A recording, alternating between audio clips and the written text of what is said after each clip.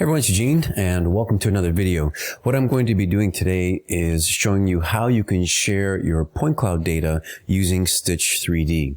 And what I like about this is it's a really simple way to, take your point clouds, put them onto the cloud, and then just send a link to somebody so that they can look at it and basically appreciate what it is that you have, other than supplying like an animation or a, two-dimensional screenshot or something like that. So, giving the other person the ability to inspect and move around in the point cloud, I think, is super useful. So with a lot more people coming on board in the whole 3D world, and for example, using apps like Recon 3D, well, they need a way to share the data. And so Stitch3D, you can think of it as kind of a Dropbox for point cloud data. That's the sort of the easiest way I can think about it. And so what I thought I would do is walk you through how you can set up an account, how you can import data, and the kinds of things that you can do with the data, because it's not just import and, share a file. You can do things like measurements, area, volume. You can create little animations as well. So there's a few little things that you can do with Stitch3D. So let's go ahead and get started here. You can see I'm on the Stitch3D website. Let me get out of full screen mode here for a second, and let's see what I've got. So the website is just going to be stitch3d.io, and if you go there, you'll get to the same website that I'm in. And you can browse through their website and have a look. I should mention too that if you're interested, in a previous video, I did an interview with Clark Yan, and he's one of the founders of Stitch3D, and he can give you some more information and some background as well. So there's a video. I'll probably put the link down below, and you can have a look there. So there's a login section here. So first off, you have to sign up. So if you click on the sign up, your name, your email, your password, and that sort of thing. Now, when you first sign up, it's pretty simple to do. You can do that yourself. You will get a 5 gigabyte account, and 5 gigabytes, may not sound like a lot, but if we're talking about just Recon 3D, the file sizes there are, maybe 200 megabytes or something like that. So you can actually get quite a lot of scans on the Stitch3D platform, and you can, share it with people. So, it's a great free offering, and I would recommend people to have a look here and, sign up. There's also a discount, code if you're looking at doing more with Stitch3D. I'll give that to you at the very end, or I'll point down to it in the, comments or, the description down below. But anyway, go ahead, you fill this out, you sign up, and then basically get your account. I'm going to go ahead and log in. I've already got an account. Okay, so it's just signed me in here, and I'm just waiting for the screen here. There we go. It just bounces over.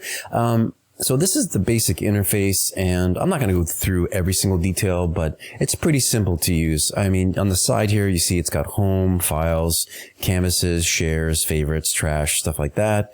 And at the bottom, you can see how much storage you have. I'm only using 21% at the moment. And over here, it has upload. So if you want to just, bring in some scans, you hit this button, and you can upload any point cloud data, really. E57 format, LAS format, which are very, very common formats. So you should be able to either, unless you have a strange format you're using, you should easily be able to convert it using a program like Cloud Compare, and then you bring it in here. So let's go ahead and bring in a point cloud here and load it up. So I'm going to go to upload, and it says, hey, what do you want to do? So I have on my desktop here, it says Stitch3D, and I'll do this one here. It says Fire Building.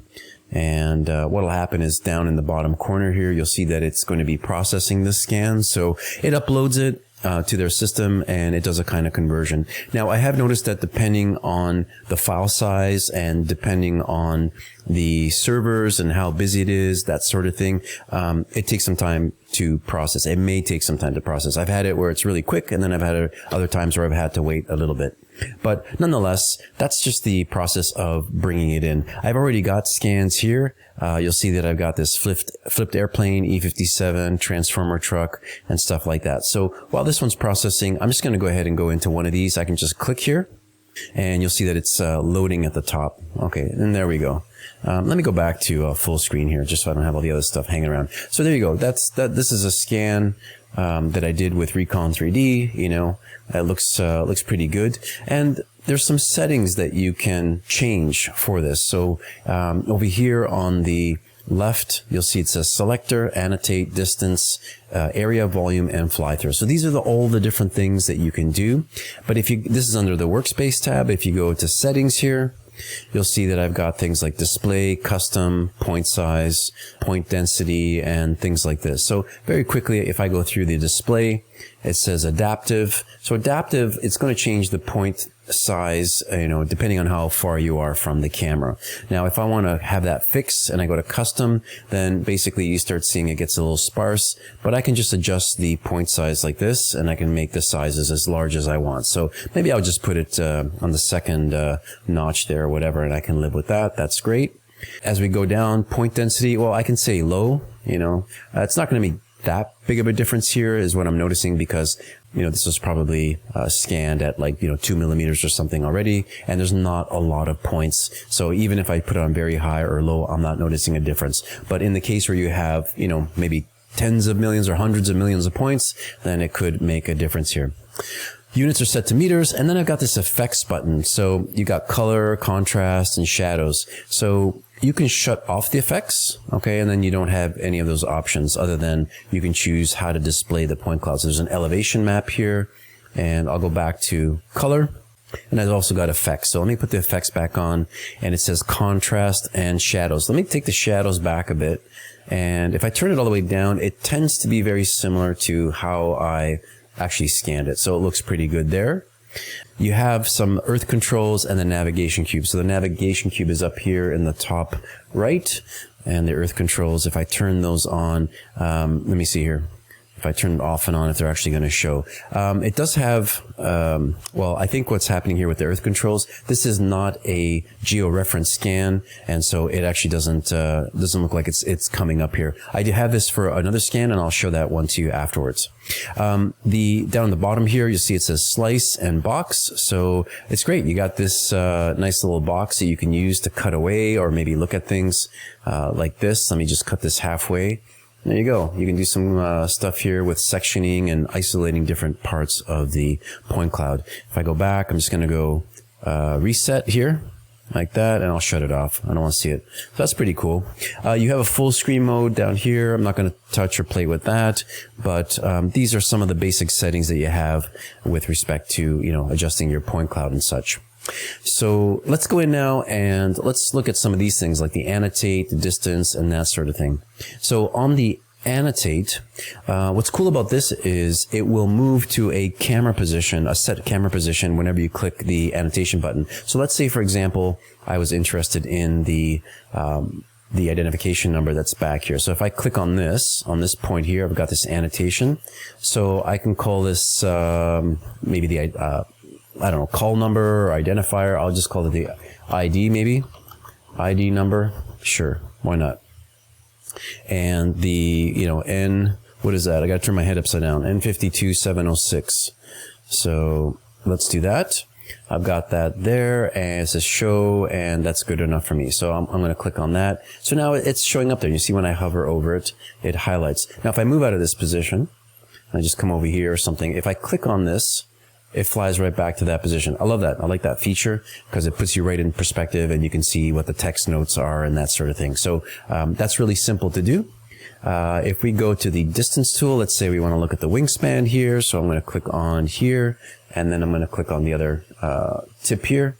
Well, you see, it gives me the distance right here, but it also gives me a profile. So you can see that I've got some high spots and low spots, and it looks like it looks like the high spot, the peaks here are actually where the tires are. So that's where the gear is. So that's pretty cool to see. It did catch where the tires were, so I guess it just does some kind of like an elevation profile along this path, which is pretty cool. Let's see here. We got an area tool. So if I want to do that, let's say I have a small area, and all I have to do is click, click, click, click, click, click, and then I think I right click to finish, and it sets that last point. And you'll see here that it says 7.17 meters. It's called Area 1, and you can just by clicking on this button rename it, and I'll just call this gas spill or something like that. I'm just making this up. But there it is. You got something there. And there's also a volume. Maybe what I'll do is I'll save the volume for later, but or maybe I'll try it again later too. But basically what you do is you take a small section of what it is that you're looking at and create some points around it, and it'll try to calculate the volume. And it does it one of a couple of ways. So you know what? I'm going to try it in a different scan in just a little bit. This one is probably not the best one for it. What else is there? Well, there's also this fly through. So if I click on fly through, you'll see that it's got these control points. Click on the 3D viewer to add control points. So for that, let's say I get up on this side and I'm going to move into a particular view that maybe I like, maybe something like this. Now I'm going to click on the front here. And this sets this little checkered target, which is like it's like an aim at controller. So basically the camera is aiming at that position, and I'm going to move to a different position, maybe over here, and I'm going to click right here. So now the camera is going to be aiming here from this new position that I'm at. And finally, I'll go to the back, maybe something like this, zooming in a bit, and I think I'll just click back here. There we go. So there's 3. So I've set these 3 positions. If I move out of this way, like that, you'll see that I have the camera positions here. And I've got this little mini screen that pops up here, which I really like, actually. It kind of focuses in when you're doing an animation on the overall, or which way the camera's looking, or which way you're positioned right now. So if I click on 2, you'll see that I get the view to 2. Click on the first one. So it kind of gives me a preview. Now, let's say, for example, I've got the very starting point set up. So if I take the controller here, this AMAT controller, and I start moving it around, you'll see in the preview up here in the top that it changes. So it actually changes its position and stuff like that. Now, I think it made another, oh no, it didn't. It looks like it made another position. So yeah, I went crazy. I made a 4th position. Let me just delete that. So there's a little delete button here. Let me delete that. There we go. We're back to normal. And you can change this too. So you can change the camera position. You can change the target position, and, you know, just adjust the animation, or, you know, the camera positions as you wish. And over here, it's got a preview. So, you know, you can kind of look through it here. If you scrub through this, you'll see which way the camera is moving. And then it's got the length. So if I say this is going to be about 10 seconds long and I hit play, you can see that it moves into position and it carries through the animation, interpolating from one camera position to the next and to the next. So yeah, it's pretty cool. That's a pretty cool feature. Let me get out of the full screen here. Let me hit escape. All right. So we've got that set, and you can call this something, you know, airplane side, let's say. Okay, it's got that. And then when I back out, if I go to workspace, all the things that you create, so the label, the distance, the area, they basically reside in the workspace here, and they will continue to populate depending on how many of these things that you make. So that's pretty cool, and, you know, some pretty neat features.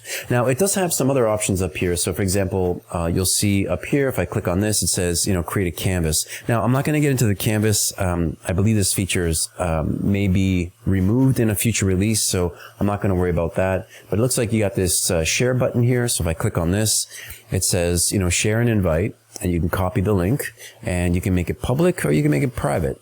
So if I go to private, basically I add the email addresses down here for people that I want to add, and it says here they can view, or they can view and download. So this is, you know, if you want to make it available, the point cloud available to people to download and use offline for themselves, great. If not, they can just view, and basically you send an invite link. So let me send this to myself like that, and I'm just going to go ahead and go invite, and I'll let that send off, and then I'll show you what that looks like in a bit. Okay, and then over here, let's see, you got this cloud button. It said download file. You've got another one here for some help and stuff like that. So a bunch of stuff going on there. Let me get out of this again, and let me go back. We're back here. And then, of course, there's your account information over here. Okay. I'm going to show you the share link, though. I'm going to click on that and then kind of go in and see what it looks like. But I also want to bring in another point cloud here in a second. So let me do the share link first, and then we'll come back. We'll do a geo-reference point cloud, and I'll show you what that looks like, because it gives you some extra little controls. Okay, so let's do the share. Okay, so when it comes to sharing, I'm just going to grab the link here that's sent.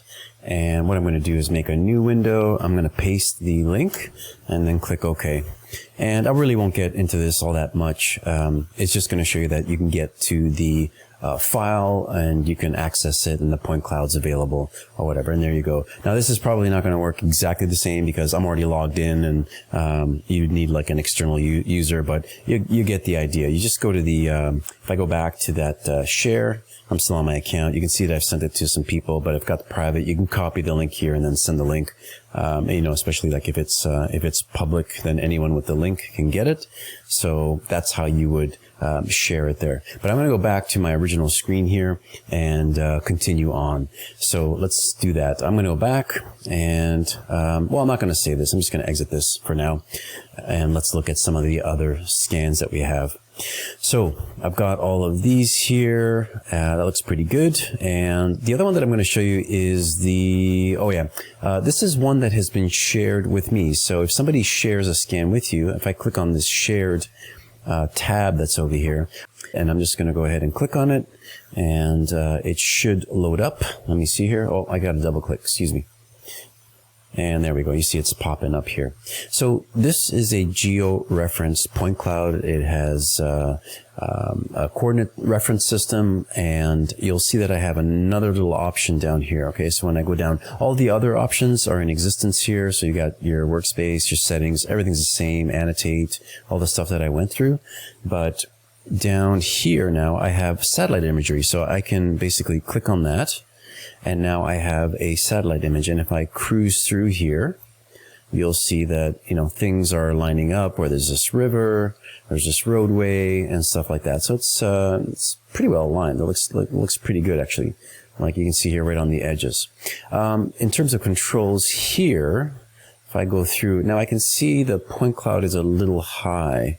And so let me just see here, if I go to the settings, see I have this other one that's at the bottom that I didn't have before. It says adjust the height map. So I can take this, and you can see that I can move the base or the satellite image up and down. So I think I need to bring it up like that to the minimum.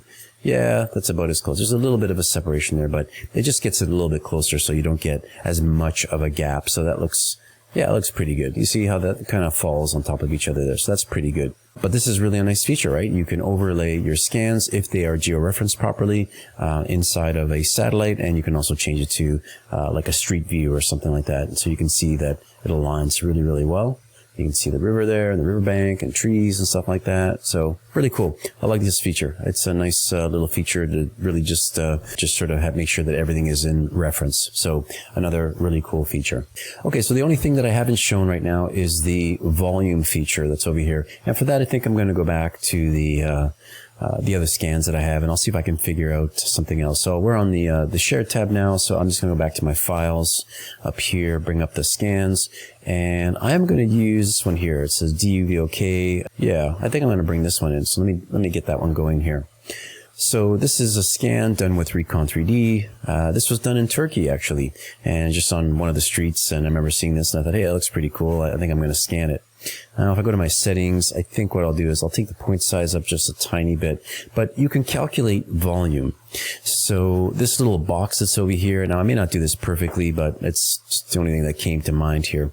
If I go to the volume, basically I need to take a set of points that surrounds this particular object. So if I go from this corner down here, kind of go over to the top and then the back corner, and I don't have really anything else there, so I'm just going to right click over here.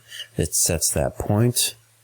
That's pretty good, I think that's close enough. You see it's not perfect here, whatever, it's against the wall, but I could maybe snap it there, make this a little bit tighter like that. Let's see what I got. Well, good enough. I think that's maybe just a tiny bit more forward here. Okay, let's call it there, and let's move forward. So here what I do is I just go calculate, and you'll see it starts to create like this little patch network, or like a little mesh here, and it tells me right off the bat it's 0.7 meters cubed, which is kind of cool. So not too bad. Now you can see the corner here is a little bit distorted. Had I had a point down here or something I can really grab onto, it probably would have been a lot better, but that's okay. I mean, as a quick estimate, I think it gives you an idea of what's going on. Now it says here the volume selection, you know, whether it's like a hole or it says it's a stockpile, so something that's above or below. I've tried both. Crater I think is better right now. If you hit stockpile, it'll do something funny. It'll actually like peek up here or try to reach for something else. So if it's not working on one, just choose the other and see if it gives you a better estimate. But that's what it's doing there on the volume calculation. So let me go back to the home screen here. And I'm not going to save that. I'm just going to head back and look at some of the other scans. Okay, so down here you'll see it says fire building. It's processed, it looks like, and it's right up here. So let me click on that one. This is the one that I just loaded up right now. And just to show you that it works, there you go. This is another scan that was done with Recon 3D. And just like the other things, you can adjust the settings. I find that the shadows I like to clean up a little bit like that. Just makes it look more sort of what I recall, like realistic like that. But, you have some different effects. If I want to choose the adaptive up here, let's see, what else do I got? Oh yeah, your units. Units are important for some people that want to use feet and inches. You got that option down here. And I can choose elevation as well. So some pretty cool things you can do here.